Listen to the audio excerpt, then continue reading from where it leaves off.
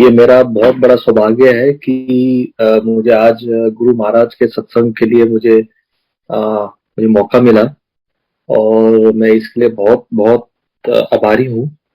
और मैं अपनी प्यारी संगत को हाथ जोड़ के नमन करता हूँ और ये प्रार्थना करता हूँ गुरु महाराज से कि उनका आशीर्वाद सारी संगत के ऊपर रहे और हमेशा रहे, क्योंकि गुरु महाराज का जो जो दृष्टि है, जो उनका है, वो सारी संगत के ऊपर है। और मैं उनको हाथ हाथ जोड़ के कोटि कोटि नमन करता हूँ।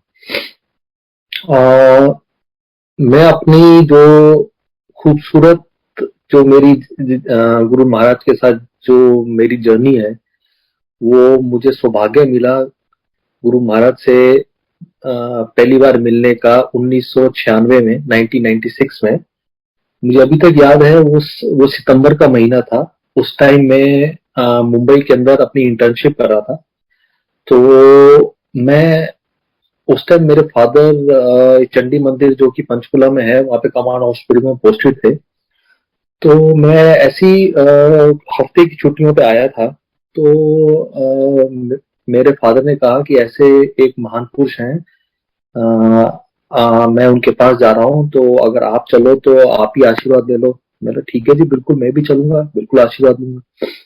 तो उस टाइम जनरल आहूजा जो कि सेक्टर 2 पंचकुला में उनका वो था, घर था। तो गुरु महाराज वहां पे रुके हुए थे। तो मैं गया उधर। तो उस टाइम मेरा सबसे पहला जो मेरा मौका मिला, जो उन जो जो मेरी दृष्टि गई और जो मैंने उनको देखा गुरु महाराज को, तो वहां पे आशीर्वाद लिया गुरु महाराज का। उस टाइम मुझे ऑब्वियसली कुछ ज्यादा मुझे समझ में नहीं आया, क्योंकि मैं उस टाइम मतलब आया था उधर से और फर्स्ट टाइम मिला।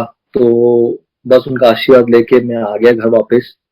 और फिर मैं 4-5 दिन के बाद अपना मुंबई चले गया, अपना जो कोर्स जो मेरा बाकी था वो पूरा करने के लिए। तो उसके बाद जब मैं अपना कोर्स खत्म करके 1997 में मार्च में वापस अपने पेरेंट्स के पास आया मुंबई से, तो उस टाइम गुरु महाराज शिफ्ट हो गए थे सेक्टर 33, 33 सेक्टर चंडीगढ़ में किसी के घर। तो जो पेरेंट्स थे वो उस टाइम गुरु महाराज के पास वो सत्संग पे जैसी संगत लगती थी, उस टाइम हर रोज लगती थी, तो वहां पे जाते थे। तो धीरे धीरे करके मेरा भी मन किया चलो मैं भी उनके साथ चलता हूँ, कुछ मतलब जाऊंगा। मतलब कुछ ऐसा नहीं था मन के अंदर कि मैं मतलब कि मैं क्यों क्यों उधर जा रहा हूँ, बट ऐसी अंदर से मतलब वो होता था कि आवाज उठती थी कि चलो जाओ जाओ हो आओ, मतलब ये मदर फादर के साथ गुरु महाराज के पास। शुरू में तो मुझे समझ नहीं आया कुछ खास। तो धीरे धीरे करके जैसे ही वक्त मतलब बीतता गया, और पता नहीं अंदर से मुझे वहां पे जाके अच्छा लगता था, बहुत अच्छा लगता था। बड़ा शांत वहां पे एटमोसफियर होता था और मुझे काफी मतलब सुकून मिलता था। और मुझे काफी मतलब बहुत रिलैक्स फील करता था और मुझे बड़ा अच्छा सा लगता था कि जैसे मैं एक अलग ही मतलब दुनिया में आ गया हूँ, जहाँ पे कि सब कुछ काम कंपोज और वो है। तो अचानक ही एक ऐसा इंसिडेंट होता है कि जो मेरा पूरा जो गुरु महाराज के प्रति जो परसेप्शन था वो पूरा उसने बदल दिया। क्या हुआ कि एक दिन गुरु महाराज ने फादर और मुझे अपने जो रूम में, जहाँ पे मतलब जो उनका कमरा था गुरु महाराज का उधर, बोले जो जो है 33 सेक्टर के जो मकान के अंदर, वहां पे अंदर बुलाया। तो वहां पे भी एक फैमिली बैठी हुई थी और उनकी बेटी थी साथ में। तो ऐसी मतलब गुरु जी उनसे बात कर रहे थे। तो अचानक ही मैं बिल्कुल गुरु जी के बिल्कुल साइड में ही बैठा था, थोड़ा पीछे। तो मेरा ध्यान पूरा गुरु महाराज के पास ही था, तो कि मतलब गुरु महाराज की तरफ था। तो अचानक ही क्या हुआ कि मैं देखता हूँ गुरु महाराज का हाथ थोड़ा मतलब कंधे के ऊपर जाता है। और मैं देखता हूँ कि उनके हाथ में एक गोल्ड ये कलर की ब्रेसलेट किसी ने, ऐसा लगा कि ऊपर से उनके हाथों में रखा है। मेरे सामने हुआ और मैं बिल्कुल हैरान हो गया कि ये हुआ कैसे। आई वॉज सो सरप्राइज्ड कि ये कैसे हो सकता है। और उसी टाइम गुरु महाराज ने आंखें बंद की और करीब 1-2 मिनट के लिए वो बिल्कुल शांत हो गए, और उन्होंने वो ब्रेसलेट जो वो जो फैमिली जो थी बैठी, उनकी जो बेटी थी उनको दिया, शायद वो बेटी शायद अब्रॉड जा रही थी पढ़ने के लिए, और कहा कि इसको अपने पास संभाल के रखना। और वो पूरा कमरा, मतलब रोज की पेटल्स की खुशबू से पूरा भर गया। और उसको देख के मैं बिल्कुल अचंभा रह गया, और मैं समझ नहीं आया कि ये हुआ कैसे।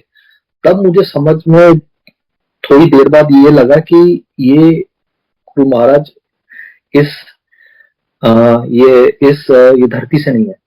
क्योंकि हाउ इज दिस पॉसिबल कि अचानक ही मैं सामने बैठा हूँ और मेरे सामने ही उनके हाथ में हाथ खुला हुआ है, और ऐसा लगा कि किसी ने उनके हाथ हाथ में वो गोल्ड का ब्रेसलेट रखा है।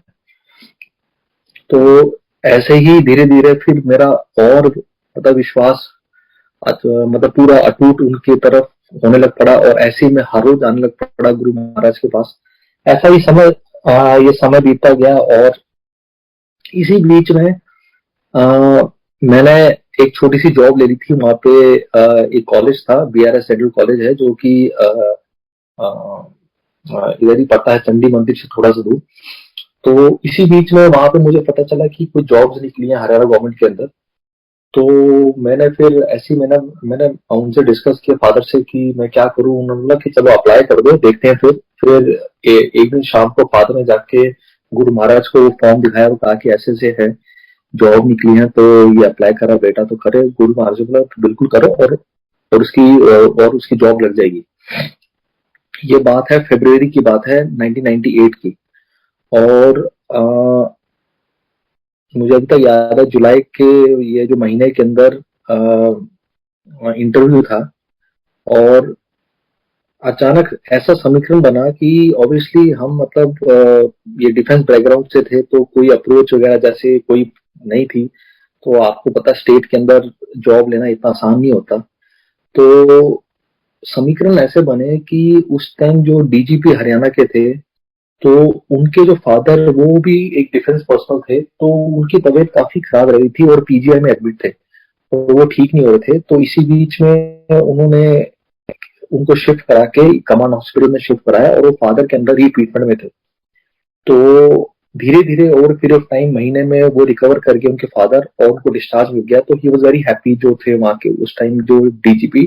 उन्होंने ऐसे फादर कहा कि कभी कोई आपको कोई काम पड़े तो प्लीज आप मुझे याद कर लेना। तो अचानक ही फादर को याद आता है कि हाँ वो है, उनसे मैं बात करता हूँ। तो जो फादर ने गुरु महाराज से किया, तो बोला कि हाँ ठीक है, बात कर लो।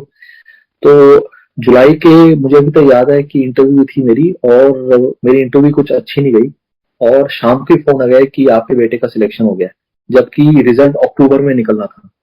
और अक्टूबर में निकला, और जैसा था वैसे ही मतलब मेरा सिलेक्शन हो गया, और मैंने ज्वाइन कर ली जॉब को दिसंबर में। और मैंने इस पीरियड में ज्वाइन करने से पहले इतने लोगों से अप्रोच किया इन द जो सेक्रेटरेट वगैरह सब में, जितना छोटा मोटा हो सकता था कि मेरी जो है ट्रांसफर कहीं जो मुझे पोस्टिंग मिले वो कहीं आसपास मिल जाए, पंचकुला के इधर उधर या अम्बाला मिल जाए। मगर मैंने कोशिश करने के बावजूद, सब हाथ पैर मारने के बावजूद, मुझे जो ट्रांसफर मिली वो मुझे मिली कहाँ पे, गुड़गांव। और क्योंकि वहां पे थे गुरु महाराज थे, तो मतलब एक दिन ऐसे ही मैं गया उनके पास, जब आगे गुरु महाराज इधर ये छोटे मंदिर आए सुल्तानपुर। तो उन्होंने कहा गुरु महाराज ने कि मैं तेनू इत्थे ही रखना है, तू अपने कोल ही, मतलब तो जितनी मेरी मोरलेस जो मैक्सिमम सर्विस रही है वो इसी के आसपास ही रही है। और गुरु महाराज ने कहा कि तू मतलब गरीब सेवा कार्य करे, मतलब you serve the poor people. तो जैसे उन्होंने जो मुझे आज्ञा दी, तो मैं वही कोशिश करता हूँ, वही इम्प्लीमेंट करूँ।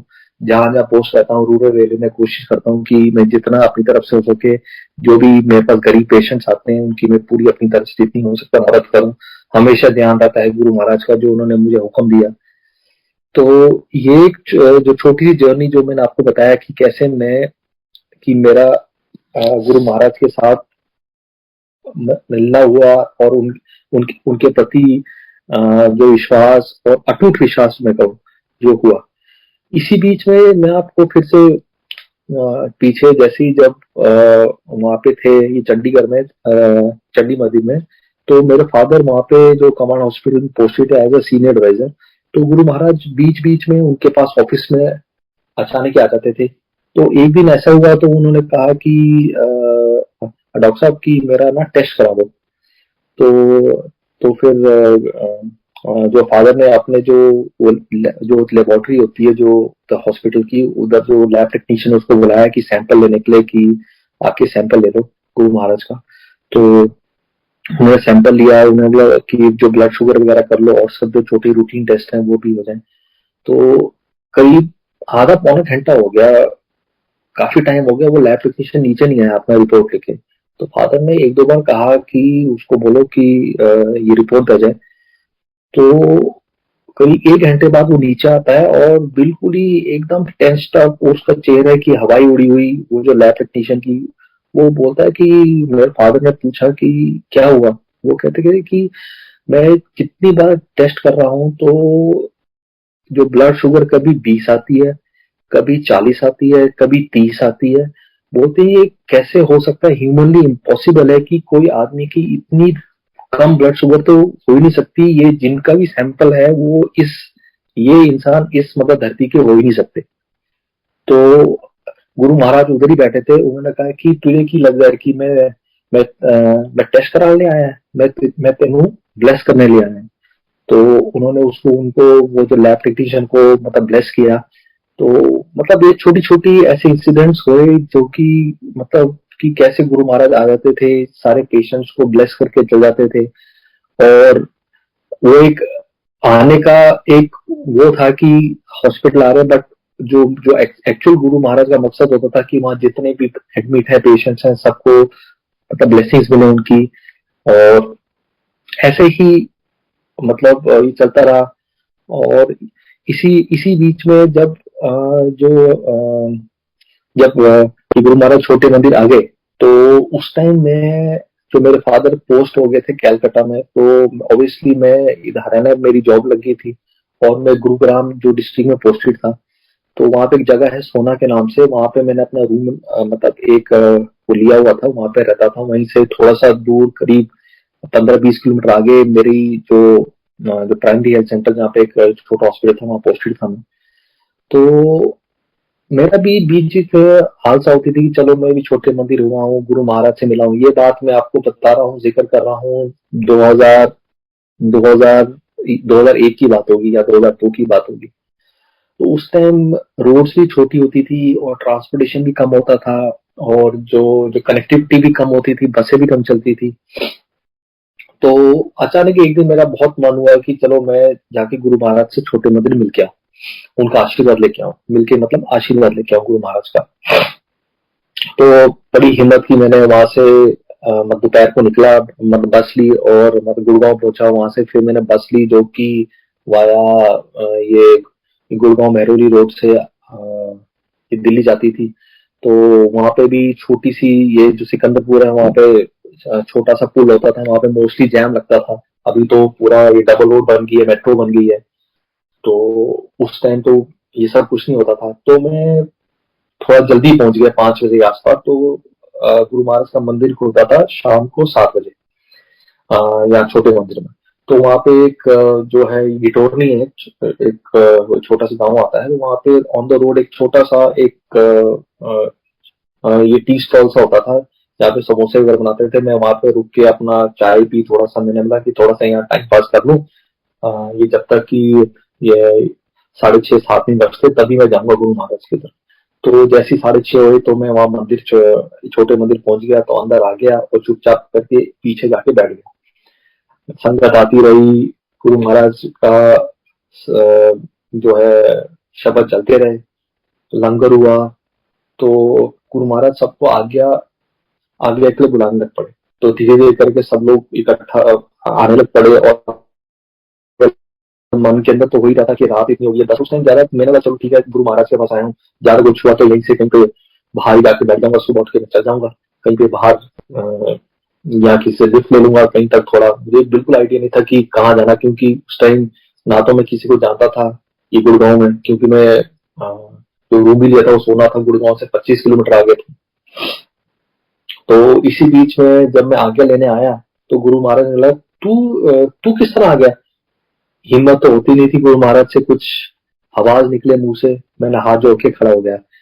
तो गुरु महाराज कह रहे, तू फिर किस तरह जाएगा? मैं कुछ नहीं बोला।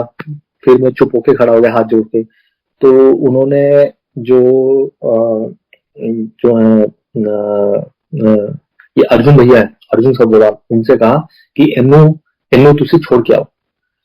तो उनकी पूरी फैमिली, कर्नल साहब जो उनके फादर हैं, अर्जुन अर्जुन भैया, और उनके जो भाई हैं छोटे परीक्षित, और वो मुझे अपनी कार में सोमनाथ तक छोड़ के आया, जो कि कम से कम छोटे मंदिर से 50-55 किलोमीटर हो गया। और करीब रात को 12 बजे मुझे छोड़ा और वापस गए। मुझे बड़ा ये लगा कि वो कैसे मुझे इतनी दूर छोड़ने आए हैं और वापिस जाएंगे। तो जब मैं वहां उतरा तो मैंने उनको बोला कि जी मैंने आपको तकलीफ दी। बोला कि तकलीफ किस बात की? गुरु महाराज का ने आगे दिए छोड़ने के लिए। ये तो हमारा जो ये हमारी ब्लेसिंग है इसके अंदर कि हम आपको छोड़ के आ रहे हैं, जो उन्होंने हमें यादें ये मतलब कार्य करने के लिए कहा है।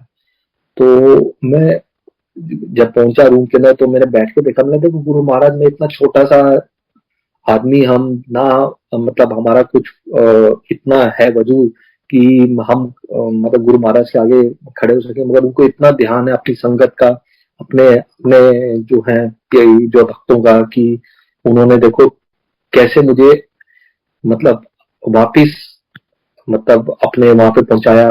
और मैं मतलब हाथ जोड़ के मैंने नमन किया गुरु महाराज को और मन से पूरा पूरा थैंक्स किया।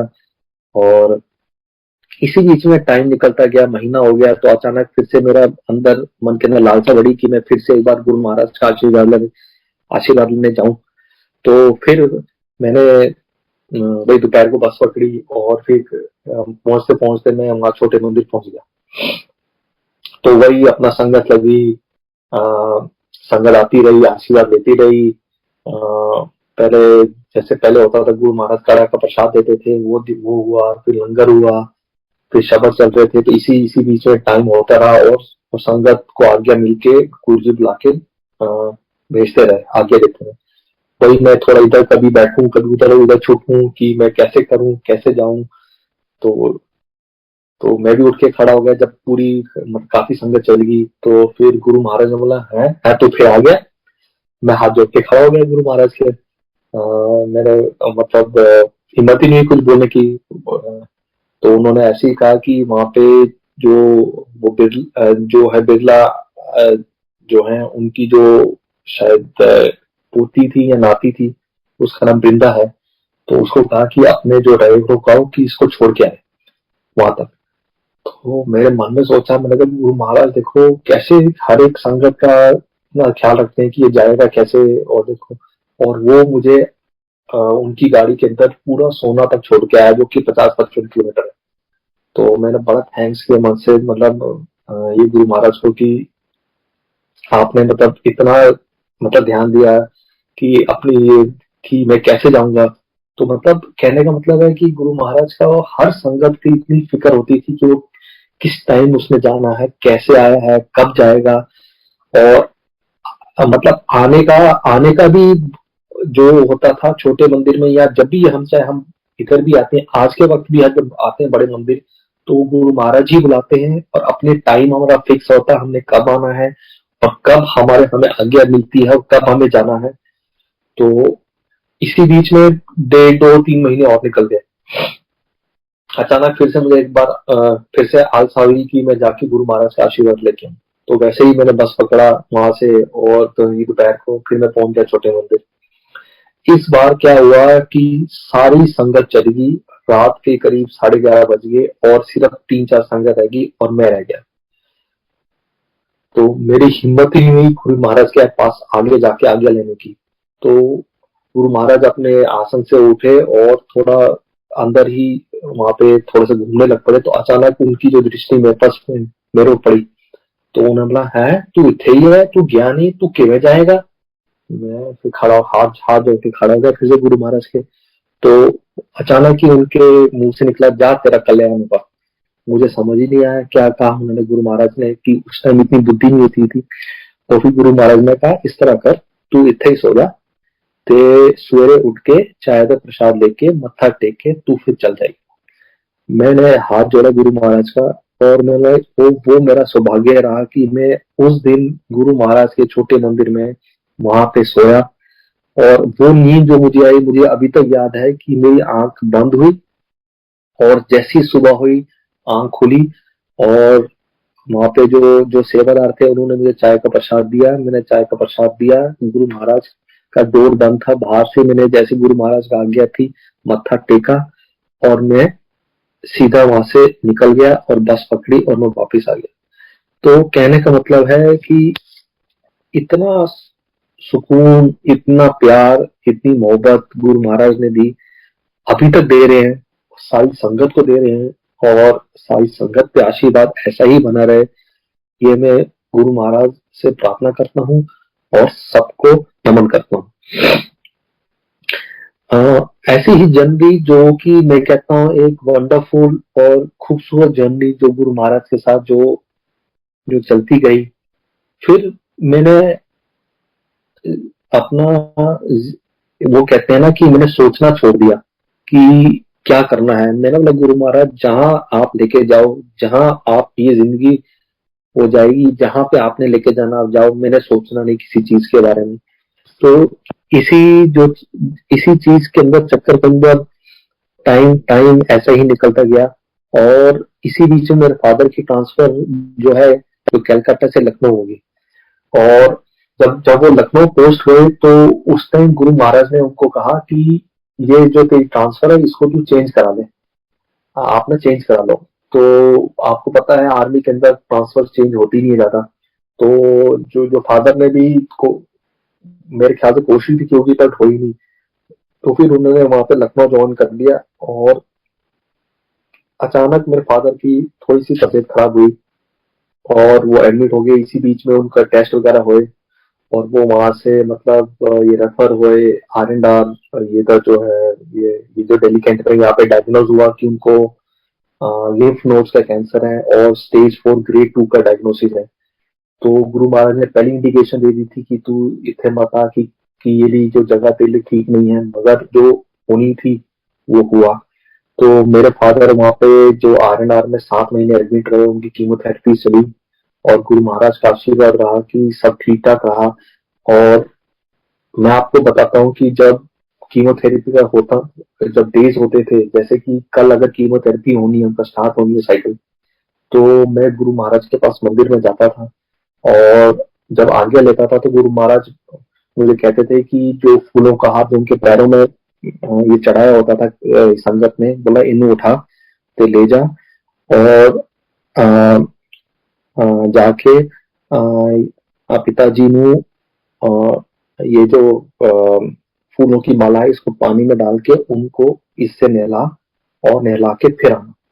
तो मैं वही 11 साढ़े 11 बजे वहां से निकलता था छोटे मंदिर से, वो फूलों की माला लेके, और सीधा मैं R&R जाता था। और आप विश्वास नहीं करोगे कि आर्मी के हाई सिक्योरिटी होती थी, कोई मुझे रोकता नहीं था।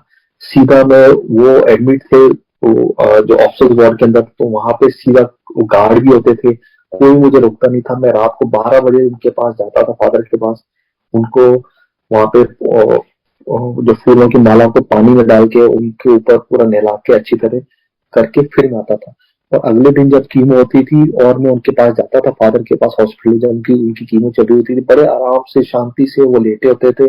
जबकि बाकी जो वहां पे मतलब जिनका वो कीमो चल रही होती थी, उनकी बेचारे वो वॉमिट कर रहे हैं, बुरी हालत है, नॉसिएटिंग हो रही है, और फादर बड़े शांति से लेटे होते थे, पूरा उनकी साइकिल चलती थी आराम से। और फिर उनको लेके आके मैं वार्ड में जाता था। इसी तरह उनकी 6 साइकिल्स हुई जो जो कीमोथेरेपी की। और जब भी साइकिल होती थी तो मैं मतलब गुरु महाराज मुझे फूलों का वो मतलब हार देते थे कि लेके जाके फादर को नहलाओ और फिर आना। तो बड़ी स्मूथली उनका पूरा ट्रीटमेंट हुआ। तो बाद में मतलब ये फादर ने गुरु महाराज से पूछा कि कि जी मैंने इतनी इतनी जो तकलीफ सही है, तो आप मुझे ठीक मतलब बिना ये तकलीफ के भी हो सकते थे। तो गुरु महाराज ने कहा ये तेरे कर्म थे, अगर ये तू नहीं काटता अभी तो अगले जन्म में ये तेरे कर्म चलते। मैंने आसान कर दिया तेरा ये जो जो जो कर्म है जो कि तूने काट लिए इसी जन्म में, नहीं तो ये आगे चलते। तो वही गुरु महाराज का हर एक को ट्रीट करने का तरीका अलग है। हर एक के कर्मों के हिसाब से जैसे होते हैं उसी उसी हिसाब से गुरु महाराज सबको ट्रीट करते हैं, और सबका इलाज होता है, सबकी ऊपर ब्लेसिंग्स होती हैं। इसी बीच में मेरी मतलब मैरिज हुई 2003 में, और वो भी गुरु महाराज के आशीर्वाद से। और ये भी बड़ा ही खूबसूरत सा वो मतलब इंसिडेंट है जो कि उनके आशीर्वाद से मेरी मैरिज हुई।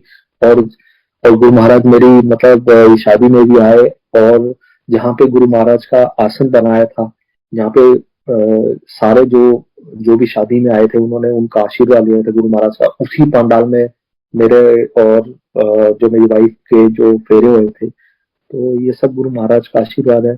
तो इसी बीच में 2004 में हमारी बेटी आई, और उसका नाम भी मतलब गुरु महाराज ने रखा। और जब वो हुई तो उसको 20 दिन के बाद हम जब लेके गए, तो सबसे पहले लेके हम छोटे मंदिर ही आए, और मतलब गुरु महाराज का आशीर्वाद दिलाने। तो मुझे अभी तक वो दिन याद है कि हम सब बैठे थे जहाँ से गुरु महाराज का डोर खुलता था, जहाँ रूम था वहां से आते थे। तो उधर ही मेरी मदर ने जो जो हमारी बेटी को हाथ में पकड़ के रखा था। तो जैसे ही गुरु महाराज आए और सब खड़े हुए, तो जो हम मदर भी खड़ी हुई, तो जो जो बेटी हमारी उनके हाथ में थी, तो सबने ऑब्जर्व किया कि जैसे गुरु महाराज आगे से निकले, तो मेरी बेटी के 21 दिन की थी उस टाइम, उसके हाथ लिटरली ऐसे हो गए जैसे कि वो होते नमस्कार के। तो वही है कि सब जो भी जीव है जो आया है गुरु महाराज के आशीर्वाद से, वो वो सोल उन्होंने डाली है, उन्होंने भेजा है जैसे। तो तो इसी बीच में जो फादर ने गुरु महाराज से पूछा कि हम जो है बेटी का नाम क्या रखें, तो गुरु महाराज ने बोला कि मैं तो दसांगा। तो इस तरह करीब महीना निकल गया, 1.5 महीने निकल गए, 2 महीने निकल गए, बिटिया का नाम नहीं अभी तक आया। तो सब लोग रिश्तेदार भी पूछ रहे पड़े कि अभी तक बिटिया का नाम क्यों नहीं रखा। तो हमने बोला कि रखेंगे, गुरु महाराज जब आज्ञा देंगे। तो वो कहते हैं ये कैसे गुरु हैं आपके जो कि मतलब आप अपने आप नाम रख लो, आप क्यों इंतजार कर रहे हो। हमने बोला कि हमारे लिए सब हमारे गुरु महाराज हैं, जब वो कहेंगे तभी उसी हिसाब से करते। तो एक दिन ऐसी संगत में फादर थे बैठे हुए, तो जो गुरु महाराज ने उनको इशारा करके बुलाया थे, तो उन्होंने कहा कि इस तरह ना करें कि असी साड़ी बेटी का ना पर्ल पर्ल पर्ल के रख दें। तो आपको बताइए कि जैसे हम लोग हैं तो हम कहाँ पे नाम पर्ल रखते हैं, हम मतलब सोच ही नहीं सकते। तो जो गुरु महाराज ने उसका नाम रखा पर्ल। तो अभी हमें समझ में आया कि पर्ल क्या होता है, मोती होता है। तो हमारे वो मोती है, तो गुरु महाराज ने उसका नाम नाम नाम रखा था। उसी नाम से फिर हमने अपनी बिटिया का नाम पर्ल रखा, और वो गुरु महाराज का आशीर्वाद मिला। तो इसी इसी बीच में वक्त निकलता गया, और अभी तक मुझे याद है 2004 का अगस्त का महीना, ये एक ऐसे इंसिडेंट है कि जिसने कि मतलब जो कि इट इज, मैं कैसे समझाऊं आपको, जो समझाऊंगा कि मतलब कैसे गुरु महाराज ने मुझे एक नई लाइफ दी। कि मतलब जो चीज होना था उसको मुझे बचाया, और और मुझे एक नई लाइफ दी, जो कि हमें बाद में पता चला कि जब गुरु महाराज ने किसी किसी को कहा संगत में कि मैंने उन्होंने नई लाइफ दी है। तो उस वो जो इंसिडेंट के बारे में जो मेरे साथ हुआ मैं आपको बताता हूँ। कि मेरी पोस्टिंग उस टाइम वही दूर थी काफी, जो है कि करीब मतलब गुड़गांव से 50 किलोमीटर दूरी। जब मेरी मैरिज हो गई थी 2004 की बात बता रहा हूँ मैं आपको, उस टाइम मेरी बिटिया हुई थी, उसका उसका जन्म फरवरी का है, तो ये बात अगस्त का है। तो बीच बीच में जो गुरु महाराज मेरे पेरेंट्स को, मदर फादर को सुबह के वक्त नॉन संगत डेज के अंदर ये छोटे मंदिर बुला लेते थे, तो ये बुला लेते थे सेवा के लिए। तो एक दिन गुरु महाराज ने मेरी मदर को बोला कि बेटू नु कहे बेटे नु कहे कि ना वो ना फरलो लेकर। तो जैसे आप सबको शायद पता ना हो, सबको पता ना हो कि फरलो क्या होता है, कि जॉब के अंदर कि आप जाओ मत और अगले दिन आके साइन कर लो कि अगर कोई नहीं आया तो जिससे कि आपकी अटेंडेंस भी लग जाती है और आपकी छुट्टी हो जाती है। तो उस टाइम मेरी जॉब भी नहीं लगी थी, 2-3 साल हो गए थे, 3-4 साल हो गए थे जॉब को लगे, बट मैं थोड़ा सा उस टाइप का था कि हाँ भाई जॉब है तो जाना है, नौकरी है करनी है। अगर हम काम कर रहे हैं सरकार के लिए, सरकार हमें तनख्वाह दे रही है तो हमें उसका पूरा मतलब पूरा अपनी तरफ से जितना हो सकता है वो हम करें। मगर जो इसी मगर जो गुरु महाराज का जो हुक्म था वो तो मानना ही था, वो तो सर आंखों पे है।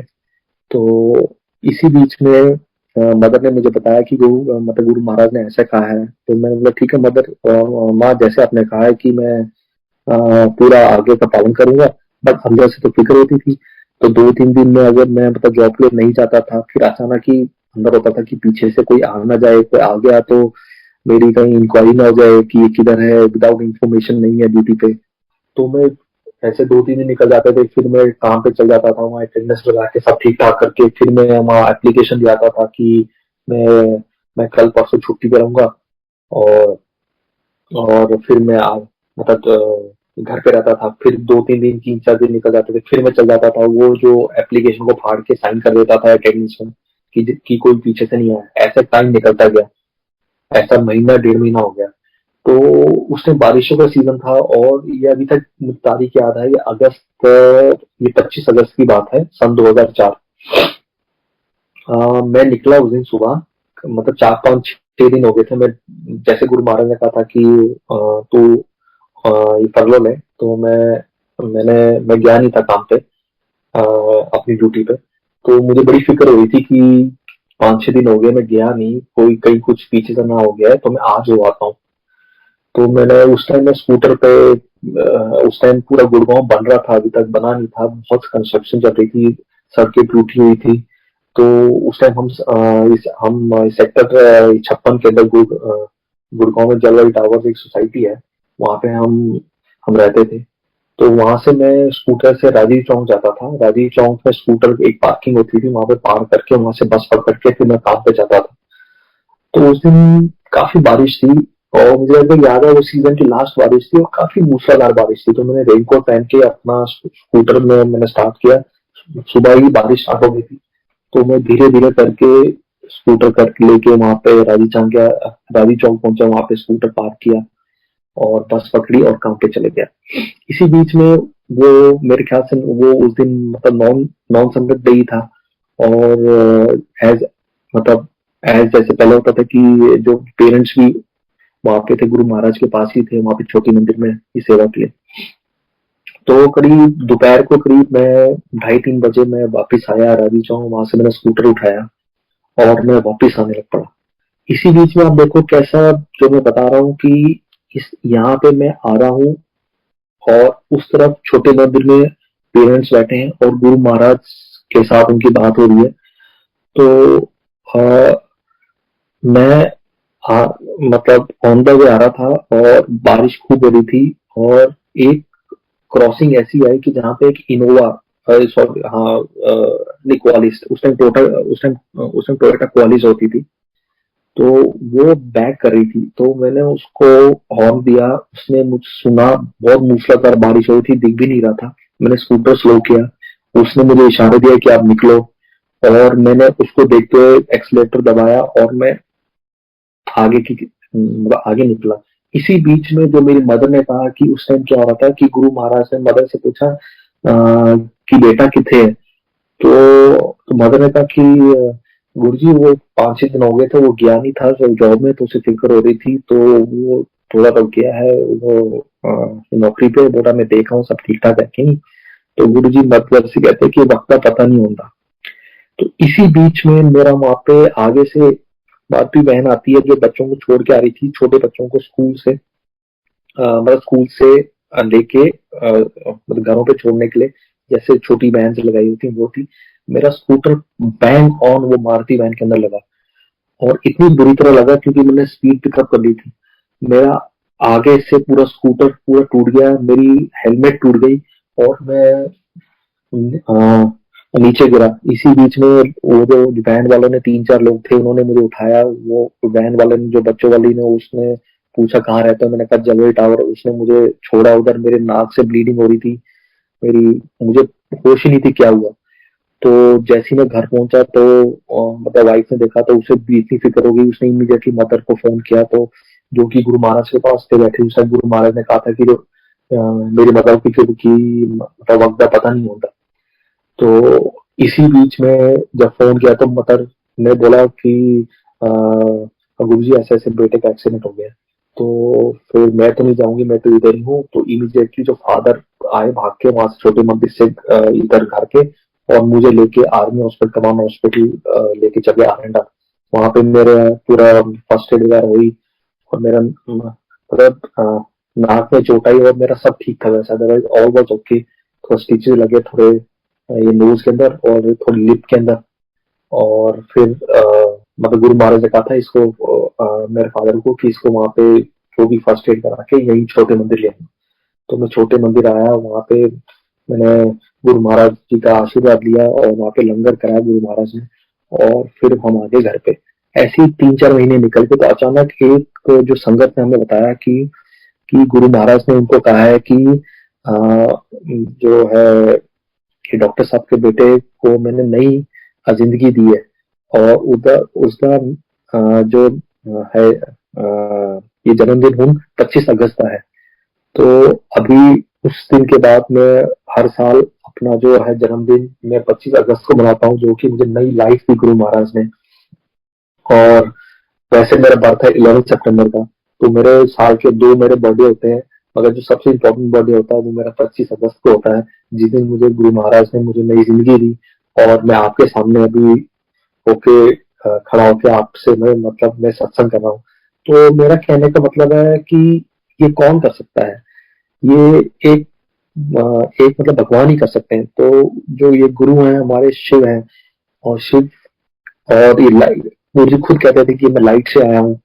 और मतलब मेरे पास और कुछ कहने के लिए नहीं है, एक बयान करने के लिए कि कितनी बड़ी पावर है हमारे गुरु महाराज की, जो कि सारी संगत को और पूरी, मैं कह रहा हूँ उन्होंने पूरा संसार संभाल रखा है। और मैं तो गुरु महाराज से यही मतलब प्रार्थना करूंगा कि पूरी संगत के ऊपर उनका आशीर्वाद बना रहे और उनकी उन, उन, उन, उनकी नजर रहे और सबका वो भला हो। और मैं पूरी संगत से ये करूंगा गुजारिश कि हमें भी हाथ जोड़ के गुरु महाराज जहाँ पे भी हैं उनके लिए उनके लिए हाथ जोड़ के प्रार्थना करनी चाहिए कि वो जहाँ पे भी हैं वो खुश रहें और उनकी उनकी जो दृष्टि है वो पूरी संगत में बड़ी अच्छी तरह ये बनी रहे। तो इसके साथ मैं आज्ञा लेता हूँ कि मैं अपना जो जो मेरा जो सत्संग है, जो कि ब्यूटीफुल जर्नी अभी मेरे गुरु महाराज के साथ जो मेरी चल रही है, जो आगे भी अभी उनके आशीर्वाद से ही चलेगी। और मैं हर दिन को जब भी घर से निकलता हूँ मैं गुरु महाराज जी का आशीर्वाद हाथ जोड़ के निकलता हूँ कि गुरु महाराज नया दिन स्टार्ट हुआ है, आपकी आज्ञा से आपके ही आशीर्वाद से मैं आगे चल रहा हूँ। जहाँ पे आपको लेके जाना आप ले जाइए, ये जिंदगी आपके आपके आपको आपके ऊपर ये निछावर है। मैं तो बस इतना ही कह सकता हूँ और मैं आज्ञा लेता हूँ। मुझे मैं कोटि कोटि नमन करता हूँ कि मुझे ऐसा मौका मिला कि मैं अपना जो भी छोटा मोटा सत्संग है वो मैं शेयर कर सकूं। और thank you so much, thank you so much. Uncle अगर आप कुछ और सत्संग शेयर कर सकें। चलो मैं सोचता हूँ एक जो जो है सत्संग है जो मेरी ग्रैंड मदर का है। ये मुझे अभी याद आया। मैं ये बात बता रहा हूँ, सन ये 2000 की बात है। तब मेरे फादर जब कैलकाटा पोस्टेड थे, तो अचानक ही फोन जाता है मेरे फादर को कि जो मेरी दादी है वो उनकी उनकी तबीयत बड़ी खराब है और वो उनको एडमिट करा देते हैं कमांड हॉस्पिटल जलंधर में, क्योंकि फादर डिफेंस में थे तो ऑब्वियसली उनको ऑथराइज है कि वो उनका एडमिशन आर्मी हॉस्पिटल में हो सकता है। तो वहां पे जैसे ही जो मैसेज मिलता है मेरे फादर को, तो इमीडिएटली वो टिकट बुक करा के ट्रेन में आ रहे मतलब अपनी अपनी बुकिंग करा लेते हैं। इसी बीच में जो मेरी बुआ की जो लड़की है, जो मंजरी है, वो उस टाइम गुरु महाराज वहीं पे थे, जलंधर ही थे, अपना डिफेंस कॉलोनी में। तो हमारा एक्चुअली जो घर जो हम बिलोंग करते हैं वो है लाडोवाली रोड, प्रीतनगर, जलंधर से, जो कि गुरु महाराज के जो जो है ये मंदिर है डिफेंस कॉलोनी में, ये 300 नंबर, उससे करीब 3-4 किलोमीटर दूर है। तो वो इमीडिएटली भाग के वहां जाती है कि ये गुरु महाराज के वहां मंदिर में, ये डिफेंस कॉलोनी, ये जलंधर कैंट में, कि सॉरी ये डिफेंस कॉलोनी में, ये जलंधर की मत्था टेकने की कि मेरी जो नानी है वो उसकी बहुत तबीयत खराब है, और जो डॉक्टर्स ने जवाब दे दिया। तो वो बाहर बैठ के वहां पे रो रही होती है बहुत सी। तो अचानक ही जो सुदाम है वो आते हैं और वो कहते हैं कि आप क्यों यहाँ पे रो रहे हो, क्या हो गया। उन्होंने कि ऐसे ऐसे जो है कि मेरी जो नानी है उसकी बहुत तबीयत खराब है, वो आर्मी हॉस्पिटल जलंधर में एडमिट है, और डॉक्टर ने जवाब दे दिया है। तो मैं मतलब गुरु महाराज जी का आशीर्वाद ले रही हूँ। तो उन्होंने कहा, ये सुदाम जी ने, गुरु महाराज जी तो अभी अंदर है, मैं उनको बता दूंगा, तो आप यहीं से मत्था टेक के चल जाओ। तो बाद में ये सुदाम जी कहते हैं कि गुरु महाराज ने कहा कि मैंने ओदी नानी में 5 साल दिते। तो आप मानोगे नहीं कि जैसे ही मेरे फादर पहुंचते हैं ये जलंधर, अपनी अपनी मदर को हालत वो देखने, जो हॉस्पिटल एडमिट थी, मेरी जो दादी है वो मतलब हॉस्पिटल के बेड पे आराम से बैठी हुई है, and she is perfectly fine. और इमीडिएटली उनको ले आते हैं घर पे। ये बात सन 2000 की है, और 2005 में एग्जैक्टली 5 साल बाद शी उनका उनकी डेथ होती है। तो मतलब देखो ये क्या है करिश्मा की, गुरु महाराज ने जैसे कहा कि 5 साल देते, तो ऐसे गुरु महाराज ने काफी लोगों को ये ऐसी वो दी है, जिंदगी दी है। तो ये एक और था सत्संग जो कि मैंने आपसे ये शेयर किया। एक और जो अभी लेटेस्ट का जो है सत्संग है, जो मैं आपसे शेयर करना चाहता हूँ। मेरे जो आंटी हैं, उनकी जो फ्रेंड है, उसका नाम है रजिता है, वो साउथ इंडियन है, वो इधर ही रहती है गुड़गांव में। वो पिछले 4-5 साल से, 5-6 साल से जुड़ी हैं गुरु महाराज से। तो आ, वो भी काफी अच्छी भक्त है गुरु महाराज की, और काफी लगन है उनकी। तो उनके जो भाई हैं वो है मुंबई में। उनकी जो बेटी है, ये बात है सन 2020 की, मेरे ख्याल से इस सितंबर की बात होगी, सितंबर अक्टूबर की, कि जैसे उस टाइम कोविड चल रहा था और जो बच्चों का स्कूल था वो सब बंद था, तो ऑनलाइन क्लासेस चल रही थी। तो वो जो थी लड़की, उसकी वो ना उसका वेट काफी बढ़ने लग पड़ा। तो ऐसे जैसे होते पेरेंट्स हैं, उन्होंने सोचा होगा कि जैसे हर सोचते हैं कि बच्चे मतलब बाहर तो जा नहीं सकते, स्कूल भी ऑनलाइन हो रहे हैं, तो ऑब्वियसली बच्चे घर पे होते हैं, खाते पीते रहते हैं, तो वेट तो बढ़ता ही है। तो इसी बीच में उसकी तबीयत भी थोड़ी सी खराब होने लग पड़ी, तो उन्होंने मतलब डॉक्टर्स को दिखाया उधर। तो उन्होंने काफी टेस्ट वगैरह बताया, तो इसी बीच में पता चला कि उसको मतलब ब्रेन का ट्यूमर है। तो और वो जो उसके जो है ब्रदर वगैरह जो फैमिली है, वो है ना क्रिश्चियंस है, जो मुंबई में है। तो इसको पता चला रजिता को, जो मेरी जो है वाइफ फ्रेंड है, तो उसको बड़ी फिक्र हुई, वो रोने लग पड़ी। उसने कहा कि उनकी एक ही बेटी है, तो वो भी मतलब 15-16 साल की है। तो इसी बीच में वहां पे डॉक्टर्स का पूरा जैसे पूरा ग्रुप बैठा, 7 डॉक्टर्स ने डिस्कस किया पूरे केस का, उसके सारे सीटी स्कैन जो है, सारी इन्वेस्टिगेशन हुई। तो उन्होंने बोला कि वो इतना प्रेशर डाल रहा है कि उसको हमें सर्जिकली ही निकालना पड़ेगा। इसी बीच में जो है रजिता, जो मेरी वाइफ की जो फ्रेंड है, वो वहां पे जाती है मुंबई में, और अपने ब्रदर को गुरु महाराज जी का वो स्वरूप देती है छोटा सा, और कहते हैं कि इसको पानी में डाल के सुबह मतलब जो बेटी को पिलाई करो, जो हॉस्पिटल में एडमिट थी। और और उसके ये जो फोटोग्राफ, जो गुरु जी का स्वरूप है, वो उसके जो तकिया के साथ रख दो। तो इसी बीच में वो सब ऐसे ऐसे मतलब करते रहे, और इसी बीच में उसकी तबीयत भी कुछ ठीक होती नहीं रही और हॉस्पिटल एडमिशन से उसको कोविड भी हो गया। और इसी बीच में वो पूरा डिसीजन लिया गया कि इसकी मतलब सर्जरी होगी। तो तो इन्होंने कहा कि एक बार फिर से उसका सेकंड ओपिनियन ले लेते, मतलब फिर से एक बार इन्वेस्टिगेशन करा लेते हैं। तो जब उसका फिर से इन्वेस्टिगेशन कराया तो आप सरप्राइज हो जाओगे कि वो जो ट्यूमर था वो बिल्कुल ही गायब हो गया। And that girl is perfectly fine, बिना ऑपरेट किए है वो ठीक होगी। और वो भी अभी गुरु महाराज के साथ इतना जुड़ गए हैं, ये अभी अभी 2 साल पहले का सत्संग है। मतलब आप देखो गुरु महाराज किस तरह हर एक संगत को किस तरह ब्लेस करते हैं और किस तरह इतनी बड़ी बड़ी बीमारियां ठीक करते हैं। और और उनकी जो दृष्टि है वो सब मतलब सारी जो संगत के ऊपर इतनी अच्छी वो है बनी हुई है। तो मुझे ये दो अभी याद है सत्संग, तो मैंने आपसे शेयर किए। मैं अभी आज्ञा चाहूंगा कि आपका कि अ, कि मुझे आज्ञा दीजिए कि मैं अपना सत्संग ये खत्म करूं। और थैंक्स सो मच आपका कि आपने मुझे मौका दिया अपना अपना सत्संग गुरु महाराज का आपके सामने और पूरी संगत के सामने रखने के लिए। Thank you so much. Thank you so much.